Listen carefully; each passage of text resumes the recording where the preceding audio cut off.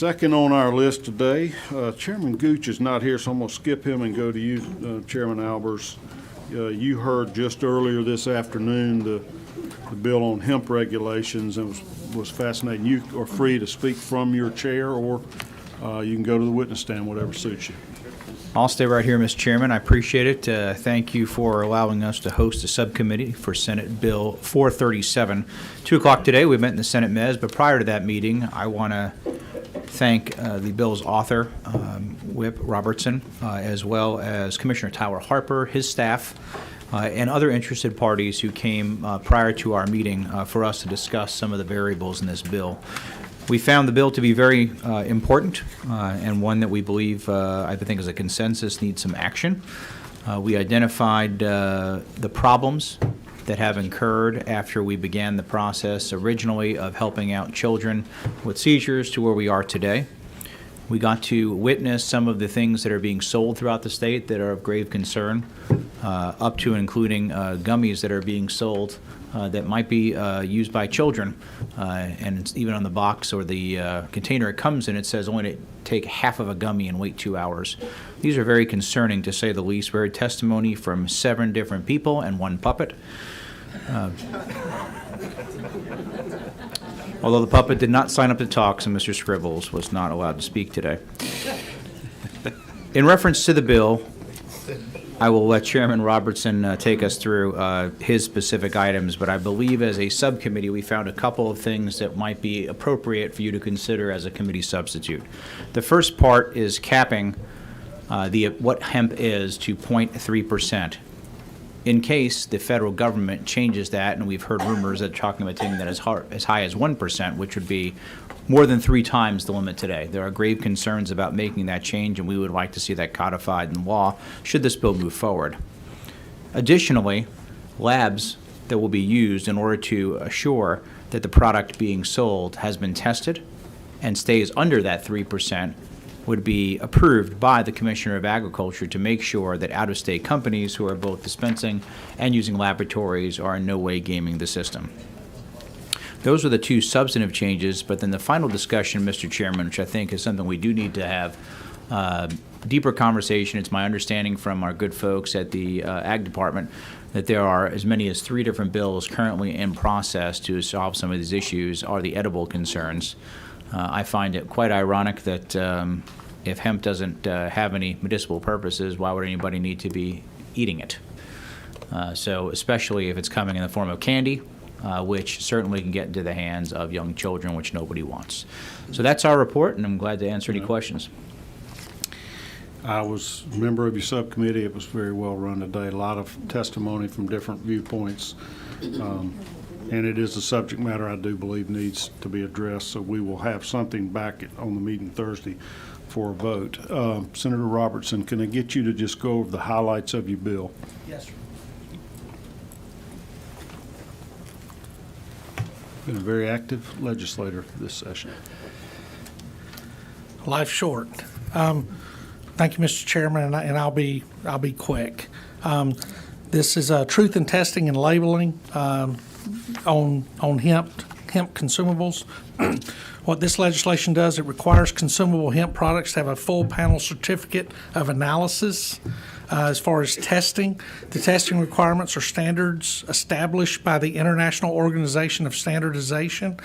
This is the same testing that GAMCC uses on low THC oil products and is the standard practice in other states.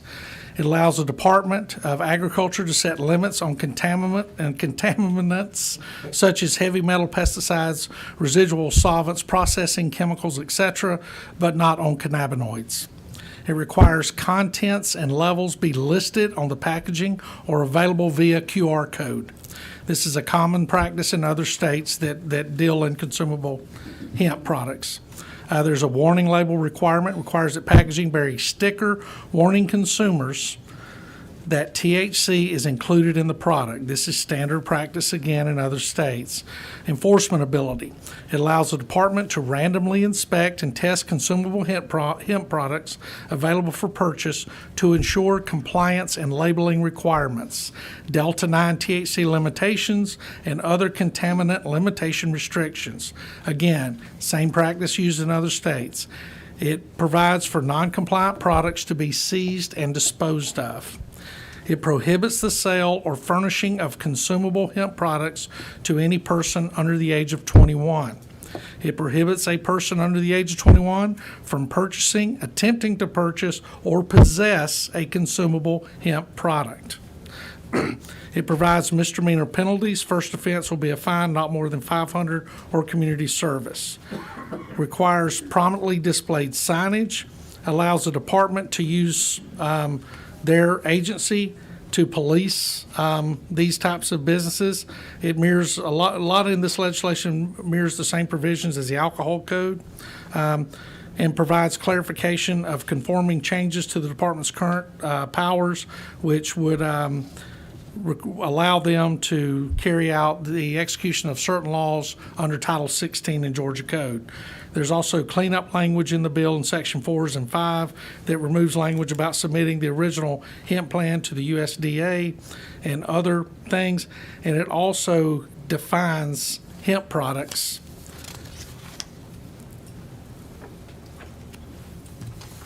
Consumable hemp as a product. consumable hemp product. Yes, sir. Means a hemp product intended to be ingested, absorbed, or inhaled by humans or animals. And that's a quick overview of the bill that we presented. Why does it And- not include cannabinoids? That's CBD? Yes, I think that's in the other legislation. And again, I think what we did is when we attempted to do what we thought was the right thing with the CBD oils, is we opened up Pandora's box on this particular plant. And there's other legislation that'll look at that, and the department, I'm sure. I just have Yeah. just a little something to add. This is Catherine Russell. Yes, good evening. Catherine Russell from the Department of Agriculture.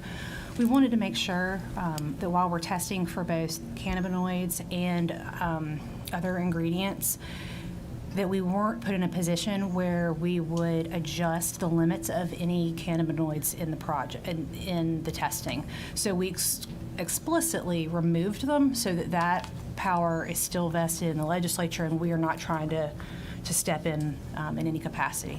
I don't know if that's helpful. Yeah. Okay. So we can set limits on arsenic, but we don't want to set limits on THC.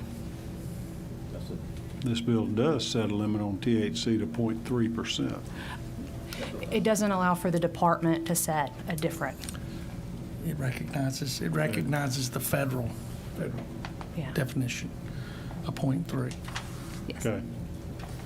Does that 0.3 apply to CBD oils and stuff as well as hemp products? Or are So, they the same? We're getting cannabinoids out of the hemp just like you do out of marijuana? can you rephrase the question for me? I'm sorry. Is the 0.3% limit on THC in hemp products the same as on CBD products that are derived from marijuana plants instead of hemp plants? Yes, Same so- cannabis plant, just the, Any product, if it is above 0.3%, would no longer qualify as a hemp product. At that point, it's marijuana. okay. No matter how they market it. They may call it a CBD option. They may, you can call it whatever you want to, but we're looking at the total Delta-9 THC content. And the Okay. reagents and the testing equipment test to THC. So unique, so it would be THC whether it was in hemp, whether it was in marijuana, or whether it was in Yeah. the third product. Okay, I've got a kind of fundamental question. Why is it Georgia's job or duty or obligation to test these products rather than the Federal Food and Drug Administration?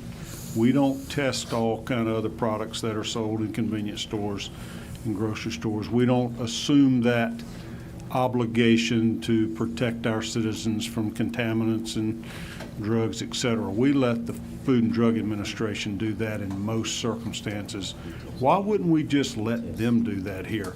Do they ever do it? Are they supposed to do it and they're not doing it? Give me a reason why the state of Georgia needs to assume this obligation to protect their citizens from bad hemp products. Well, I would make two distinctions there.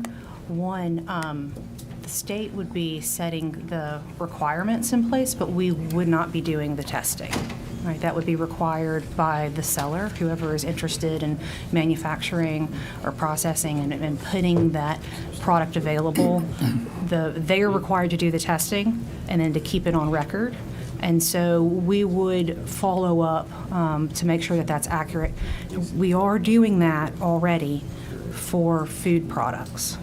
That's the Department of Ag's role. We step in. To do testing? We look for things like pesticides. We test seed. We test produce.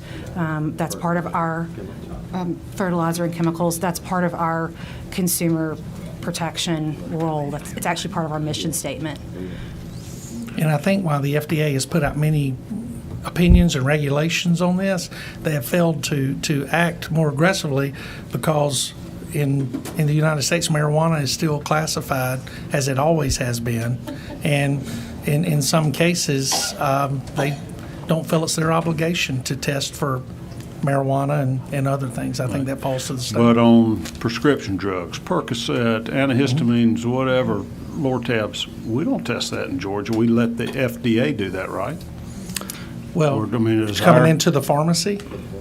Yeah. Yes, sir. I mean, all those things that are sold, does our Department of Public Health or our Ag Department, anybody test drugs to make sure they're safe for consumption, or we just rely on the FDA's approvals? Well, the process to get a drug to market is so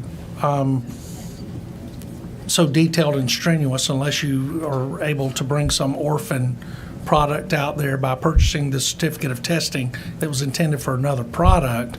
I think they feel that the infrastructure that exists that brings it from the lab into the pharmacy is good enough to handle that. Okay. And We just had a bill in judiciary last week that dealt with a poor kid that died taking Xanax that was laced with fentanyl. And that's the FDA's job, to test Xanax to make sure it's what, they've approved, not Georgia's. And is it now? Or, I mean, is that our next step, that we have to begin to investigate drugs to make sure they contain what they say they contain and that they're not, they have contaminants? I'm just wondering the role of state government. well, I think the Xanax did not come from the manufacturer with fentanyl in it. Right, well, a bunch of this hemp junk doesn't either. Right, I mean, well, it's what not I'm- even approved by Georgia at all, Right. or FDA, right? Yes, sir. And I mean, somebody with a pill cutter or a pill press and an open space in a mobile home could easily create Xanax, lace it with fentanyl, cut out new pills and sell it on the streets. And that's the way a lot of it's done. Other committee members got questions of Senator Robertson on his bill, the specifics of it, or the intent, the generalities? All right, very thoughtful work on this. I enjoyed learning. I do agree with the suggestions that we had in subcommittee today. I'd like to work with you on a committee sub and have it ready to present on Thursday if you got time tomorrow. Absolutely. All right, thank you. Thank you. You got any more bills for us, or you got other committees to deal with? Is the hopper open? No, I'm good. It's just closed at 4. It's over. All right. Senator Gooch, are you prepared to report on your subcommittee? You need to catch your breath.